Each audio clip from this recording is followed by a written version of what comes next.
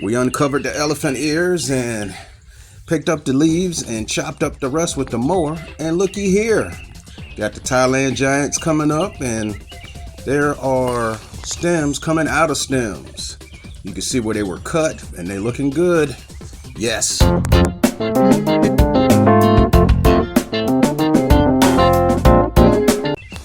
Thailand giants. These have been with us for 3 years now, Janice, and they're doing good. We cover them up every time, just before frost sets in, and they come back the following year. We have other elephant ears that come up later. These are the hydrangeas that we have out around this bed. And that one light green color, that's a garden phlox. Now these Thailand giants get pretty big. Look, this is how they looked last year. Back here, love having these back here in the backyard. And look at that, using my hand as a size reference. And they are huge. Nice detail in the leaves, dark green, light green. The veining, these are some really solid plants. And we really didn't do much fertilizing or anything like that, but they're going to get more fertilizer this year, and we're going to see how huge they can get. Now, putting my hand up here, you can really tell that they are really big. I even got beside one to do a selfie. Let me get here, move back. Woo, almost tripped. I don't want to fall into the elephant ears because I don't think they can handle this. 230 pounds. Look at that. The elephant ear is as big as my head. Twice the size of my face. And they're big. I could probably cover my whole chest with that leaf. And can you believe something this small will get that big?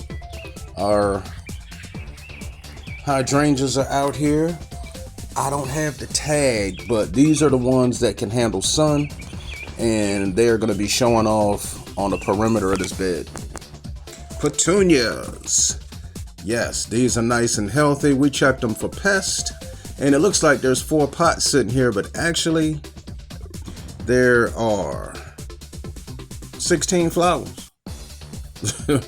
Those are the small ones that you get in a flat, and with these colors, they're in packs of 4. Now they're gonna work out nice because we have a big evergreen in the middle of this pot, and we want these to go around the perimeter. Got them sitting up here so you can see what they look like. Those nice trumpet shape petals are gonna be beautiful going around here because the color really shows up. That pink and white is very eye-catching, and with the small plants, we can easily plant them around this evergreen. So now all we have to do is, once we get them all the way around, we'll fertilize and water. And with these fantastic blooms, they're going to require a moderate amount of fertilizer. So what we're going to do is go with our shake and feed, and every 2 weeks we will fertilize with some liquid soluble. We like using the Miracle-Gro liquid soluble, and the scoop that's in there we mix with 1 gallon of water. Look at that white, that crisp white, and that eye-catching pink. Amazing. We have hostas and creeping jennies. This lime green color is really going to be nice with any of the colors that we plant. First, we're going to use these hostas. This chartreuse color is going to go good in this shady area. We have some on the left over there and on the right. Now, the ones on the right we planted last year, and there was a third one, and I think when it started to emerge, a bird probably thought it was a worm and bit it off, but the roots look good, and that's going to continue to grow. And this is the spot we're going to put them in. Hopefully there won't be any roots. And on this side, we put these in earlier this year. So we're gonna have some hostas over here to brighten up this area. And this broken piece of terracotta, our friend uses that. She uses that to feed chipmunks or something. I don't know if it's chipmunks or squirrels, but this is where the hostas are going. Got them sitting out. I didn't really want to be symmetrical, but I do like balance, so we'll just line it. There we go. That looks a lot better. That's about where we want them, and we got pretty good spacing from the other cluster of hostas. Gonna go in and let's hope that there aren't any roots where we want to plant them. Love this claw, is really sturdy, and we can do some digging with it with no problem. Just a little chopping going on. And these holes, that hole looks pretty good. Let's try this second one. Oh yeah, so far so good. And the third one, let's see how this is gonna go. See, 2 out of 3. And third one, no roots. That's got a good start to the day, and we're gonna drop these in and see how they look. Put a little shake and feed in the holes, and they are going to be ready to roll. These hostas are gonna brighten up this space, and look at that. It already looks brighter. I love that lime green. This looks a little brighter than the other one. And these two over here, hopefully we'll get that third one will grow. And this area here will brighten right on up. The lime green hostas or chartreuse. And a good way to brighten up a shady area is some bright colored hostas or coleus. This is going to be like one of the first things that our friends see when they come out the back door to enjoy their backyard. These hostas are emerging early in the spring, and it's going to be great. Now, hostas come in all different, different shades of green and different variegations. Check them out. Now, in this location, we had some frost came through a couple nights ago, and we had to cover a few things with bags. Iris is here along the house, and this corner bed. The sun comes right across the corner of the house, and our ice plants are really thriving. Got one bloom in there. A little bit of damage here from the frost. We had grocery store bags on top, and I guess the wind blew a little bit and moved the bag. A little bit of frost damage, but not much. Not bad at all. And these are the zonal geraniums. See the little ring around the leaf? They require the same care as the regular geraniums. They just call them zonal geraniums because they have that zone of color around the leaves.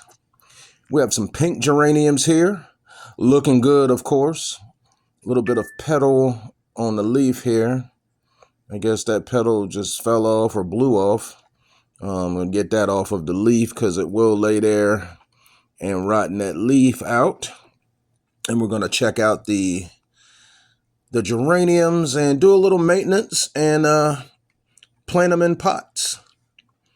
They look really good. This pink is nice. And these don't have really blooms here, but those were petunias. And we have some New Guinea impatiens.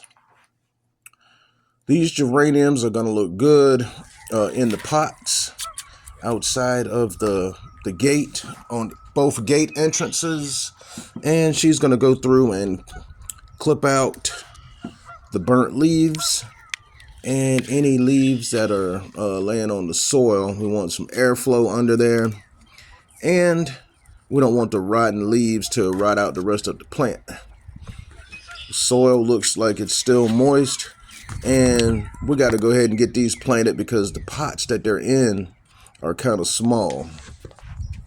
So these plants have started off smaller, and they are outgrowing those little pots, and it's time to get them situated. Gonna go with some shake and feed, which is really good for plants. We use it on all of our plants and flowers. And she's gonna mix that in, and also check the soil for any plants that may have been left over, or anything to see how airy the soil is or clumpy, because you don't want mucky soil. With these geraniums, they do really well. They do best in drainable soil. And see how small these pots are? Yeah, these plants are ready to be repotted, and hopefully we won't get any more frost coming through. You can never say when the threat of frost is gone. See, there's I don't know what that was, but she got rid of that. And she's just gonna put them both in here side by side, which is gonna be good. It's gonna be nice because this is a good spot for these, and they will be getting probably about 4.5, 5 hours of sunlight. But geraniums can handle six or more. And well, in the evening, you know what? On this corner here, yes, they will be getting more. They will be getting 6 or more hours of sunlight, and they're gonna thrive. You can already see it. The soil is nice and drainable. It's the type of soil when you pick it up and squeeze it, it just falls apart, and that's what you want for these. I'm just gonna put them together, and you can see that they have a lot of blooms that haven't opened, and it's just gonna flood this pot right on out with color, and that's gonna look good on both sides of the fence. Checking through the soil again, and it's not really clumpy at all. She's just breaking it up and looking to see if there's any plants or anything left in there from last year. So far, so good. This shake and feed is all-purpose plant food. It's good for flowers and vegetables. Yes. And back here on this corner with the ice plants, geraniums, creeping Jenny, and mandevilla. There's that bloom I was talking about. Coming up on these ice plants. And these are going to look really good this year. They look nice and healthy. That bloom is a beautiful purple color. This is how they looked last year. They have a shiny plate-like petal. Beautiful. Now she's going to go around with the... Okay. I thought she was putting the petunias in, but I'm going to make this hole. The hole is a little... was too deep, had to fill it in some, and I'm going to get these plants in. It's going to look nice. I'm already picturing it in my mind how it's going to look. Janice comes up with some nice pot arrangements. This one is an easy one, and it can handle the heat, and it's going to look good. So you get the durability and beauty from a pot that will just thrive all summer long. Looking forward to this. She's going to pop in a few petunias around, and since the fence is on that side, she's just going to have them trail off of this side of the pot. These petunias are the I'm not sure if they're the wave petunias, but they come in a little flat like this, and it's nice to put those in. Last year we had puppy love in these pots on both sides of the fence, and they did really well. We just wanted to try something different this year, and we didn't have any problems with these. Leaves just kept opening up, and they got pretty big. Pretty good sized leaves, a little bigger than my hand, and they just kept opening up. Excellent. We'll be using those somewhere else in the yard this year, definitely. Now we have the 3 petunias in here on three sides of the pot. They're going to trail over nicely and put on a show along with that geranium, and they should do pretty good together. We've done this before and turned out pretty nice. Now the petunias will trail over the side like this, and I'm looking forward to it. We have some, well, there they are from this angle, and the petunias will be trailing over the other side. Now these dianthus at the bottom here with this spiky blue foliage are gonna look like this. This is a different location, and you see the buds on these dianthus? These get full of buds, and the blooms look like little miniature roses or carnations. Nice. Gonna have that red color, that nice Christmas red with that icy blue foliage. Will look really nice under that pot, and it'll also fill that area in. And that's what we're looking for. But we need one more to fill that spot in. See how we have two so far. We need one more. We're going to be looking for that to complete this bed. So I do believe once we get that dianthus in, and maybe some ice plants going across the drain over there on the left, and we have the mint plants back here, and these geraniums look good.